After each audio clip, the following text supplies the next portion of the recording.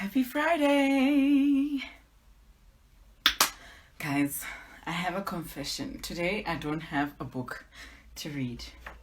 Well, I've got two, but I don't know what to read. That's why I haven't pinned the book title that I'm reading from. But it's Friday. We've been reading, is it Happy Books? I'm not sure. I don't think so. But this is what I thought we could read. So we've got two options: A Long Way Gone by Ishmael Beah or The Secret Lives of Babaseki's Wives. So, I don't know. You guys will decide. The three of you will decide. Hi everybody, welcome to another reading. Yeah, it's Friday. How was your reading week? What are you currently reading? Let me see if I'm actually on the right, because sometimes I make the mistake of going online with my, I think I am on the right. So I don't know. Oh, Long Way Gone. Okay, the first person who has voted, because I didn't plan anything today of what to read. So I just thought, you know what, I'll just show you guys two books and then you guys will decide. Babaseki's Wives, The Secret Lives of Babaseki's Wives, which is also a new book. I got it last week as well. And then this one as well, I also got this at the secondhand bookstore. So I'm going to read, because the first person who's voted is Simula, and she says, A Long Way Gone. Sad. But yeah, if we read happy books all the time. Makanaka, oh, were you voting? Oh, Makanaka, hi, Makanaka was voting already.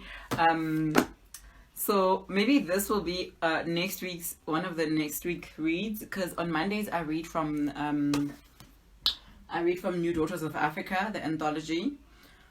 We're A Long Way Gone. Okay, done. We'll read from A Long Way Gone. Let me just try and pin the book title. I don't even wanna.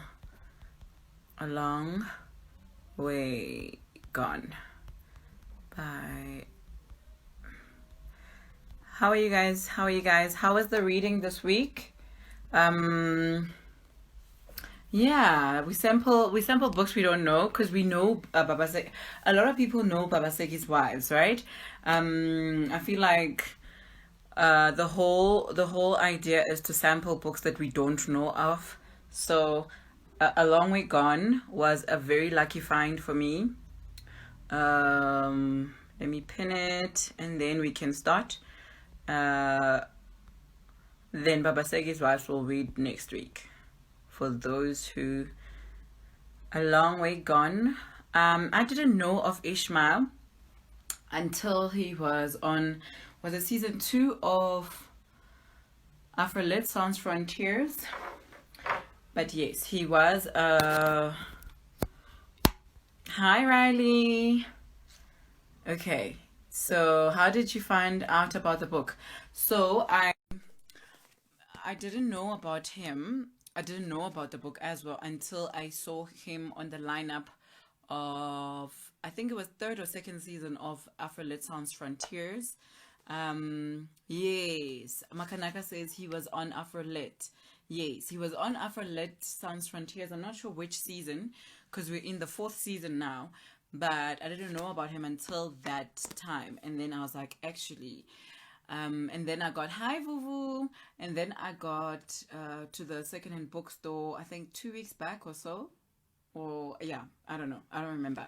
And then I went onto the memoirs section, and I didn't actually remember the title, and then I just saw Ishmael Beah, and then I was like, okay, I'm gonna get it anyway. So this was also a lucky find. And I see I know he's got a new book, because on that session with Afro-Lit, he was talking about the upcoming book. So his current book is Little Family. And let me read about him. Ishmael Beah was born in Sierra Leone In 1980, he moved to the United States in 1998 and finished his last 2 years of high school at the United Nations International School in New York. In 2004, he graduated from Oberlin College with a BA in Political Science.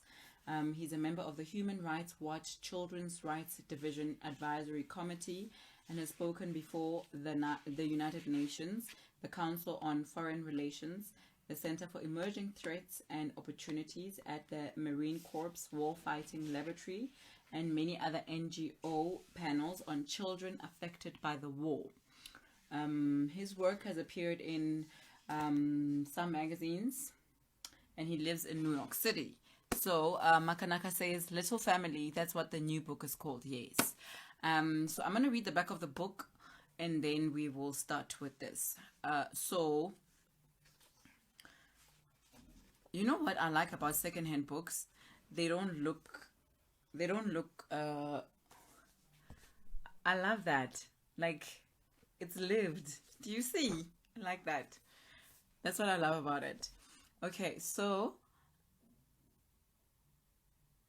it starts with the back of the, I like the cover. I love the love. The true story of a child soldier. Why did you leave Sierra Leone? Because there is a war. Did you witness some of the fighting? Everybody in the country did. Cool. I smile a little. You should tell us about it sometime. Yes, sometime. So that's a conversation between him and a school friend. Yeah, Vuvu has a YouTube blog, YouTube channel as well, and Vuvu says, yeah, they've been loved. Yeah, that's what I love about old books. O'Reilly says, been staring at that cover because wow, right? It already tells you what it's about. I love that. This is the story of Ishmael Beah's childhood. How, aged just 12, he fled from rebels attacking his village to wander a violent land before being conscripted into the army, where he learned that he too was capable of terrible acts. Once he emerged, he decided to tell his story, a story of the loss of innocence and the power of redemption. This is the first-hand account of how wars are now fought by children on drugs with AK-47s. In more than 50 conflicts going on worldwide, there are an estimated 300,000 child soldiers. Ishmael Beah was one of them. So the Observer reviewed this book and said it was an astonishing confession. And the Daily Mail said Beah is a gifted writer. He has transformed a brutalized childhood into an exploration of what it means to be human. Oh, I got this at Books Galore for 59 Rand. No, I'm lying. I got it. It wasn't. This is just a sticker. I got it at another bookstore, and it was about 69 Rand minus 70%. That's how much I got it for. Yeah. So it starts with New York City in 1998. So it starts with that conversation between him and his classmate or friend. My high school friends have begun to suspect I haven't told them the full story of my life. Why did you leave Sierra Leone? Is it Sierra Leone or Sierra Leone? Anyway, why did you leave Sierra Leone? Because there is a war. Did you witness some of the fighting? Everyone in the country did. You mean you saw people running around with guns and shooting each other? Yes, all the time. Cool. I smile a little. You should tell us about it sometime. Yes, sometime. That is 1998 in New York City, and thus begins the book. Miss Weiner says, yay, that is a book I need to buy this year still. Yes, and Samuela says, sounds like Allah is Not Obliged by Amadou Kuruma. Okay, we need to note that down. Allah is not obliged. Is not obliged. Okay. Sorry guys, I will always be noting down stuff because once I record this and it's gone, I know I can still go back to it, but like I'm old school like that. I have a pencil and a notebook right next to me. So Miss Weiner, you still have more books to read, and actually, you still have more books to buy. Remember, we said we were gonna stop buying books, but nah, it's impossible, guys. I really, really cannot. Hello and welcome to everybody that just joined in. I'm reading from A Long Way Gone. There were all kinds of stories told about the war that made it sound as if it was happening in a far away and different land. It wasn't until refugees started passing through our town that we began to see that it was actually taking place in our country. Families who had walked hundreds of miles told how relatives had been killed and their houses burned. Some people felt sorry for them and offered them places to stay, but most of the refugees refused because they said the war would eventually reach our town. The children of these families wouldn't look at us, and they jumped at the sound of chopping wood or as stones landed on the tin roofs flung by children hunting birds with slingshots. So they were always on edge. The adults among these children from the war zones would be lost in their thoughts during conversations with the elders of my town. Apart from their fatigue and malnourishment, it was evident they had seen something that plagued their minds, something that we would refuse to accept if they told us all of it. At times, I thought that some of the stories the passers-by told were exaggerated.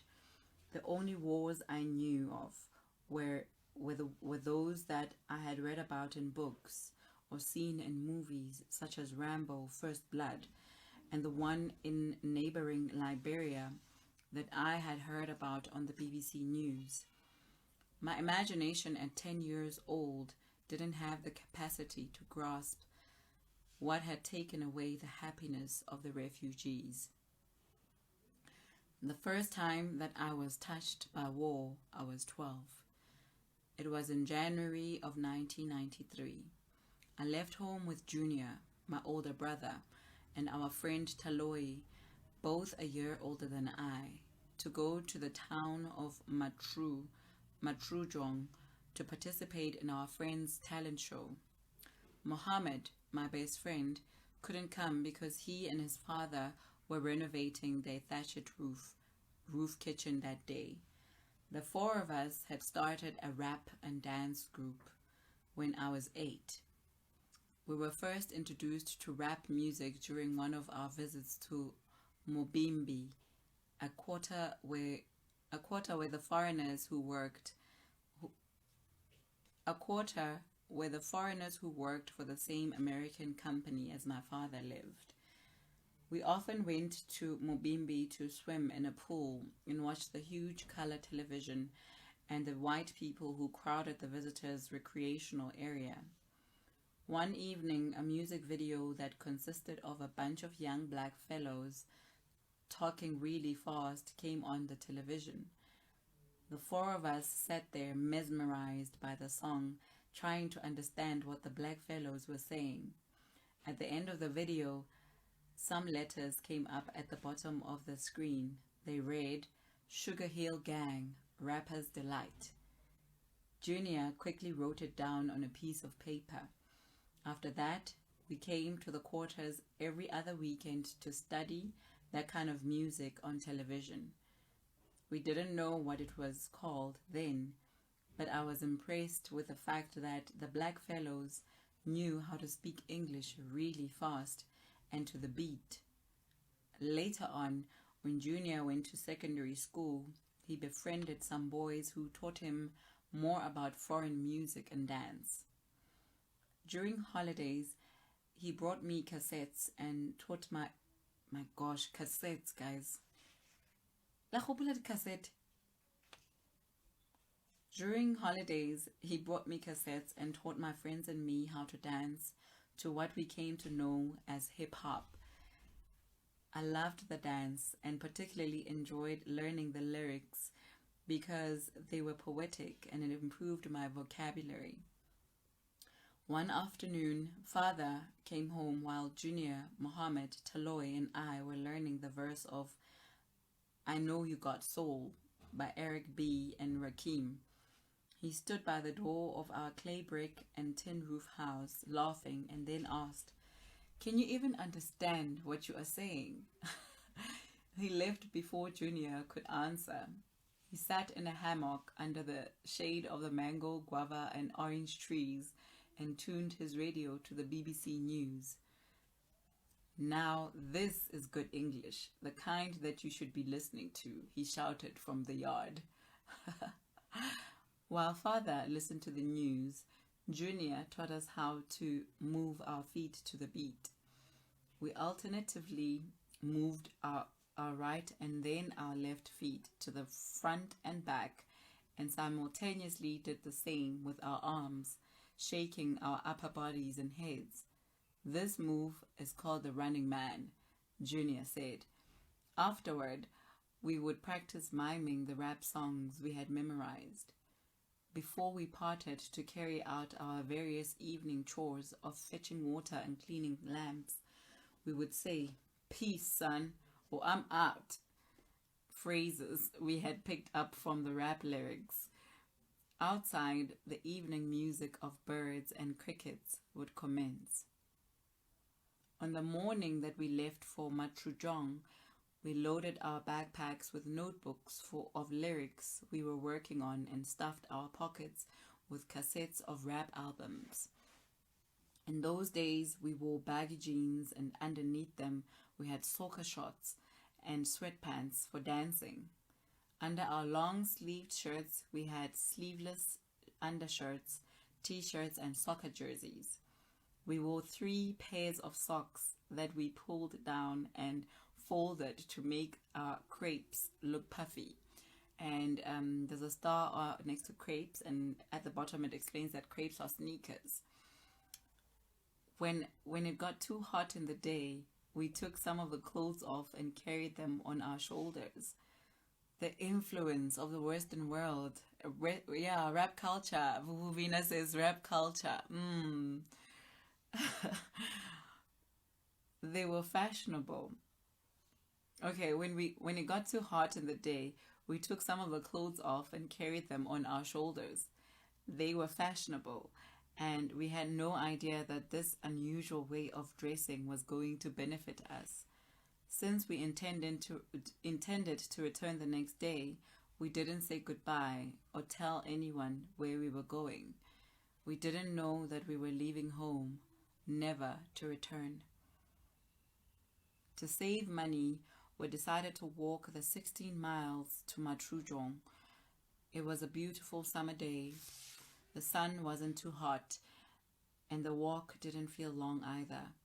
As we chatted about all kinds of things, mocked and chased each other, we carried slingshots that we used to stone birds and chase the monkeys that tried to cross the main dirt road. We stopped at several rivers to swim. At one river that had a bridge across it, we heard a passenger vehicle in the distance and decided to get out of the water and see if we could catch a free ride. I got out before Junior and Taloy and ran across the bridge with their clothes. They thought they could catch up with me before the vehicle reached the bridge, but upon realizing that it was impossible, they started running back to the river, and just when they were in the middle of the bridge, the vehicle caught up to them. The girls in the truck laughed and the driver tapped his horn. It was funny. And for the rest of the trip, they tried to get me back for what I had done, but they failed. We arrived at Kabati, my grandmother's village, around 2 in the afternoon. Mami Kpana was the name that my grandmother was known by. She was tall, and her perfectly long face complemented her beautiful cheekbones and big brown eyes. She always stood with her hands either on her hips or on her head.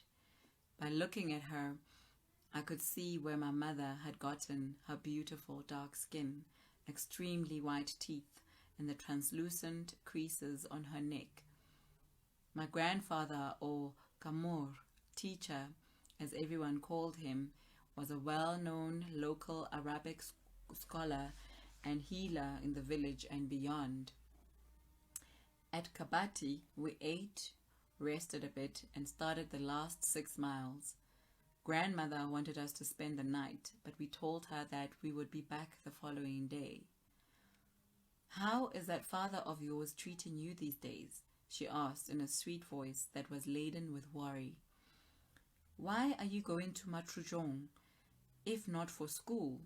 And why do you look so skinny?" she continued asking, but we evaded her questions. She followed us to the edge of the village and watched as we descended the hill, switching her walking stick to the left hand so that she could wave us off with her right hand, a sign of good luck. We arrived in Matrujong a couple of hours later and met up with old friends, Gibrila, Kaloko, and Kaliloo. The night we went out to Bow Road, where street vendors sold food late into the night. We bought boiled groundnut and ate it as we conversed about what we were going to do the next day. Made plans to see the space for the talent show and practice. We stayed in the veranda room of Kaliloo's house. The room was small and had a tiny bed, so the 4 of us, Gibrila and Kaloko, went back to their houses, slept in the same bed, lying across with our feet hanging. I was able to fold my feet in a little more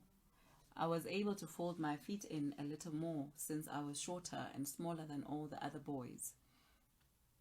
The next day, Junior, Taloy, and I stayed at Kaliloo's house and waited for our friends to return from school at around 2 p.m. But they came home early. I was cleaning my crepes and counting for Junior and Taloy, who were having a push-up competition. Gibrila and Kaloko walked onto the veranda and joined the competition. Taloy, breathing hard and speaking slowly, asked why they were back. Gibrila explained that the teachers had told them that the rebels had attacked Mogbuemo, our home. School had been cancelled until further notice. We stopped what we were doing. According to the teachers, the rebels had attacked the mining areas in the afternoon. The sudden outburst of gunfire had caused people to run for their lives in different directions. Fathers had come running from their workplaces, only to stand in front of their empty houses with no indication of where their families had gone. Mothers wept as they ran toward schools, rivers, and water taps to look for their children. Children ran home to look for parents who were wandering the streets in search of them. And as the gunfire intensified, people gave up looking for their loved ones and ran out of town. This town will be next, according to the teachers. Gibrila lifted himself from the cement floor. Junior, Taloy, and I took our backpacks and headed to the wharf with our friends. There, people were arriving from all over the mining area. Some we knew, but they couldn't tell us the whereabouts of our families. They said the attack had been too sudden, too chaotic, that everyone had fled in different directions in total confusion. For more than 3 hours, we stayed at the wharf, anxiously waiting and expecting either to see our families or to talk to someone who had seen them. But there was no news of them, and after a while, we didn't know any of the people who came across the river. The day seemed oddly normal. The sun peacefully sailed through the white clouds, birds sang from treetops, The trees danced to the quiet wind. I still couldn't believe that the war had actually reached our home. It is impossible, I thought. When we left home the day before, there had been no indication the rebels were anywhere near. What are you going to do? Gabriela asked. We were all quiet for a while, and then Taloi broke the silence. We must go back and see if we can find our families before it is too late. Junior and I nodded in agreement. Sure. That is sad. Hi, Jane. Fufu says, you're such a calm reader. I'm so glad I finally got to tune in. I'm already hooked. Thank you, Fufu. Ms. Wana says, the loot stash doesn't count. It was a delayed delivery from May. Ms. Wana and Samule, at least Samule is a bargain shopper with the secondhand bookstores. She and I are actually bargain hunters. Ms. Wana is always on loot and yay, going to exclusive books on random trips to exclusive books and bargain books. Oh my gosh, guys, this lockdown has actually created like a monster. Ms. Weiner says that civil war was ugly. The ravage of the war is also evident in the book you read. Oh, okay. Oh, the book that I read, The Memory of Love. Yeah. Oh yes, I remember The Memory of Love. I'm already afraid to continue reading. And anyway, we are out of time. You must get the book, guys. Be like me and be a bargain hunter and go find the book at a good bookstore. It is 5:30, 17:31. So we are done with today's reading. I'm leaving it at that. It's Friday. I don't want to we've been reading a lot of sad books, right? But yes, that was today's reading of A Long Way Gone by Ishmael Beah. I see here there's other. Okay, so he's also written. Besides A Long Way Gone, Memoirs of a Boy Soldier, he's written Radiance of Tomorrow. And then They Fight Like Soldiers, They Die Like Children. The Global Quest to Eradicate the Use of Child Soldiers. I think Ishmael Beah does an introduction in that one. And his latest one is Little Family. So he's got 3 books. Let me see. Okay, so yeah, he does feature in other books. Actually, it's a foreword in the one, Refugees in America, Stories of Courage, Resilience, and Hope in Their Own Words. That one, he did the foreword. And he also contributes in a few anthologies, it looks like. But yes, that was today's reading, A Long Way Gone by Ishmael Beah. Vuvu says it does sound heavy. Yeah. And Jane says, yet to go bargain hunting. Like I've been staying indoors. I only drove out once, and I didn't even get out of the car. So I'm avoiding the bookshops now, even. So that's why I'm saying I'll go back to my voucher that I bought from Book Circle Capital. They do have an online store now, so that is also something to look at. Hi Kirsten. And Vuvu says, I definitely think I will put it on the list. Yes. And Ms. Weiner says, the Memory of Love is more on the post-traumatic disorder of child soldiers like Ishmael. And Samole says, yes, Aminata Forna is from Sierra Leone. Okay. Oh yeah, okay. I did read The Memory of Love a month ago or 2 months ago. Sure, I've been reading every day since the lockdown, except the weekends, of course.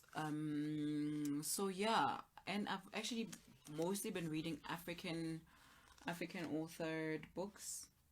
Yes. I think I only read Abida, but Abida is also Nigerian, isn't it? Yeah. So that was today's reading, guys. Next week I will read From the Secret Lives of Babasegi's Wives. This came in highly recommended, actually. So I'm glad I got it as a gift. And the other day I saw, was it Lola? Yeah, it was. It was Lola who tweeted that um, publishers must stop with the covers that are similar.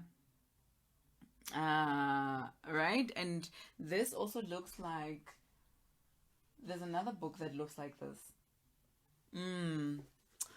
Anyway, Jane is asking, do you think I can gift it to a teenager? Whew, pretty heavy.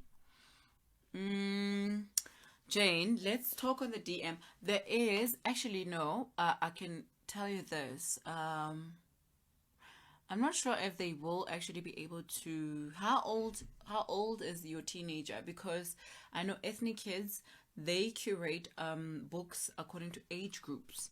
From babies up until like 10, 11, 12.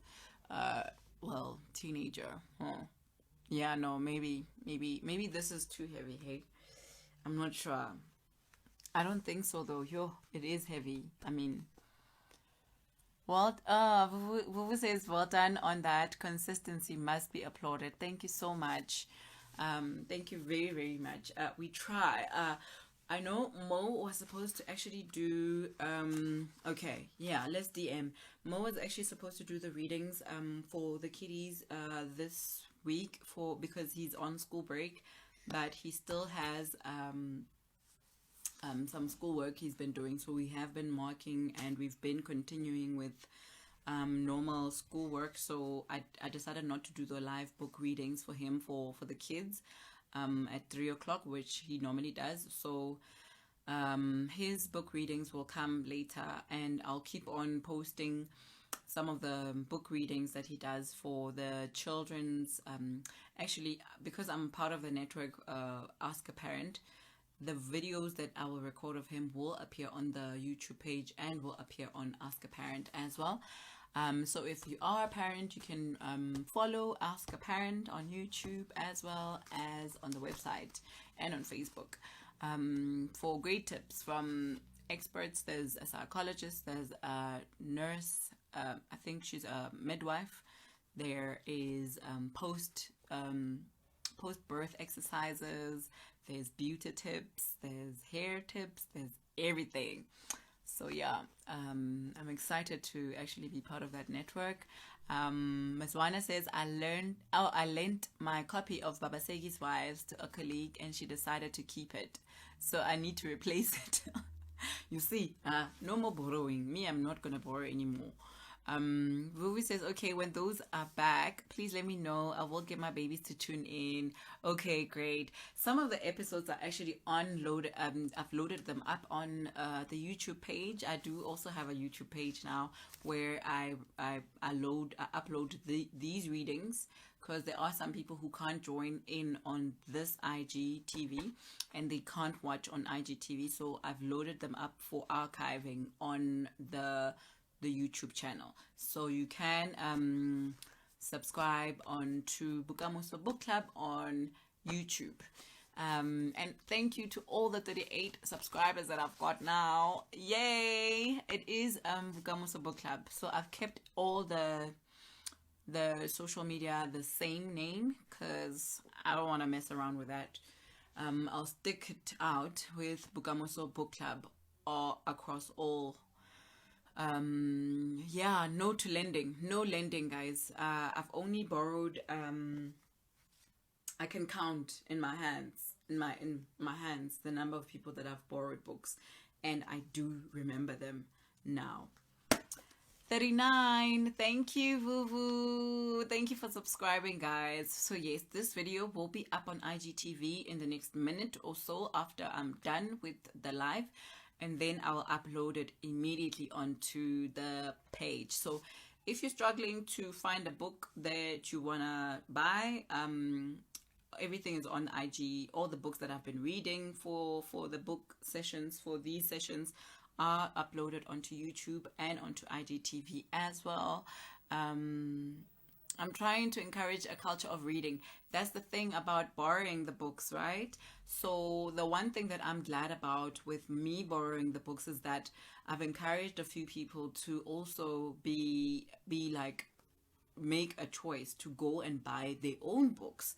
I know my cousin was always like asking me, when is Jackie releasing her book? When is whoever releasing her new book? Because I want to go and buy. So sometimes people ask for recommendations and they read a different kind of genre from what I prefer, but I still suggest the books and I still keep them updated with the author, because my cousin is not on Instagram. So whenever I see any book news, I will tell her, hey, Jackie's releasing a new book, or Jackie's book is on pre-order, or any other author. Basically, I'm just making an example about my cousin because she loves Jackie Pamuta's books. And yeah, like whenever I see them on a sale, I'll just recommend. And a few friends have bought Mochao's books, because I always cook from the Lazy Makoti's Guide to the Kitchen. And I'm always supporting of her because I just feel like that book is very important. She's documented and archived our food, and she's made the kitchen not such a daunting place. So I will always rave about her book, and I'm glad that it's doing so well. I mean, she's on a 7th reprint. So yeah, I'm always like, I will borrow and I will encourage a person to read the book and buy the book and buy their own copies. So yeah, Miss Weiner says, Vuvu says, at Miss Weiner, I will recommend and gift when I can, but it hurts to buy something you once owned, right? Yeah, like I have a friend who I borrowed My Father, My Monster by, who is it? Macintosh Pulela, yes. I saw it at a secondhand bookstore the other day and I thought, no, I'm not going to buy it. I read it, I borrowed it, and it never came back. I will always see it, and I think that was also published by Tabiso Mahlape when she was at Jacana. So while she was working as a publisher at Jacana, it was one of her books that she published. But yes, I loved Macintosh Polela's My Father, My Monster. And that friend is always laughing at me like, yeah, you borrowed me this book and I kept it, But it encouraged a reader in them because they ended up buying their own books. Jane says, we'll get it now. Okay, what are you getting? Ms. Weiner says, last year was the worst. I had to replace Stay With Me. Oh my goodness. And that is a brilliant book. I would have never borrowed it. No. Anyway, I don't borrow the books that are autographed. So those are non-negotiables. The 30th Candle is autographed. No, it's not. But the Blessed Girl is autographed. I would never autograph that. I'd never borrow it to anyone. So no. Those are some of the things that, like, as a book reader and a book collector, I don't actually negotiate on. Oh, okay. Jane is saying the Lazy Makoti. Yes, like on my personal page, I have highlights. I have a cooking highlight alone, and most of the stuff that I cook, I make from that book because it's so easily accessible, and all the recipes you're able to tweak them and. So yeah, Vuvu also agrees. Oh no, signed copies go nowhere and are touched by no one. Buy your own, yes. Like, like for example, I would never, if this was to be one day, I hope Ishmael Beah will one day make it to Abantu. If he signs this, I'm definitely not going to be borrowing it to anyone. The autographed ones are a no. Yes, no, we all agree, right? Vuvu says, "What's your personal page?" Oh, my name is Umpile Raleye, so my personal page is Umpile Raleye. Hi, Lerato. Hey. Oh, guys, I'm done reading. For those who just joined, okay, now the live is taking even longer. Normally, I read from 5 to 5:30. So I'll see you guys on Monday, from 5 until 5:30. Mondays, I read from New Daughters of Africa, which is this was published by Jonathan Ball Publishers. So Mondays I read from this. It's going to be nice. It's edited by Margaret Busby, and it's an international anthology by women from Africa, of African descent. So that's what I'm reading from. Look how thick it is. Yeah, you guys are going to help me read it. So I'm going to be reading from that every Monday. If you've missed out on the readings, you can check them out on IGTV and on the YouTube channel. It is Bukamuso Book Club.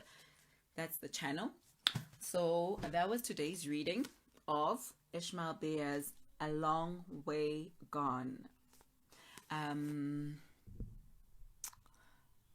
Please, people should not borrow signed copies. Yes. Hey, Ansi. No, people must just. So Simula is still is reading New Daughters of Africa. It's very thick, guys. It is available on Loot, on africulture.co.za, from I think Book Circle Capital also has it. I'm not sure. It's a chunk. It's a chunker. Yeah. Boo says it's a chunker. Charlotte says people don't understand when you don't want to lend them books. Listen, you say no. Like my twin two Warren, she's always like, no. You say no, guys. Ms. Weiner says someone promised a copy. Oh, someone promised you a copy of this. Hi. Oh, Kristen says loved your readings. Sorry I missed this one. It's fine. Thank you so much for joining. Thank you, guys. This was today's reading of the live book reads. I'll see you guys on Monday. Have a great weekend, and I hope you guys get to read. I'm reading, we're co-reading The 30th Candle. Guys, I don't know how do co-reads work. Like, so I did a reading of Angela Magolwa's The 30th Candle for nostalgia's sake.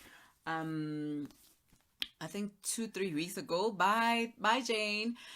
Jane, you also here. You must also say how we must do a co-reading. I don't know how a co-reading works. But yeah, that's what we're reading for this month. So we're reading The 30th Candle, and we're reading Bomb Boy from the 16th of July until the 30th. So this we're reading from now until the 15th. Simule, Jane, who else? Miss Weiner, you're supposed to be reading. We're doing a co-reading, but I don't know how co-reads work. But yeah, that's what we're doing. But I'm excited about this. It's so amazing to do a second reading of something that I read like years ago. I think I read this in 2009. Yeah, August 2009 I read this. So Vuvu, who else? Anybody who might have any idea of how we do co-reads, please let us know, because we are co-reading this, The 30th Candle. But yeah, we are done for the day. I hope you managed to read something this weekend. Oh, Miss Weiner is suggesting a mini Zoom review. Okay, that would also be nice. Like when? On the 15th.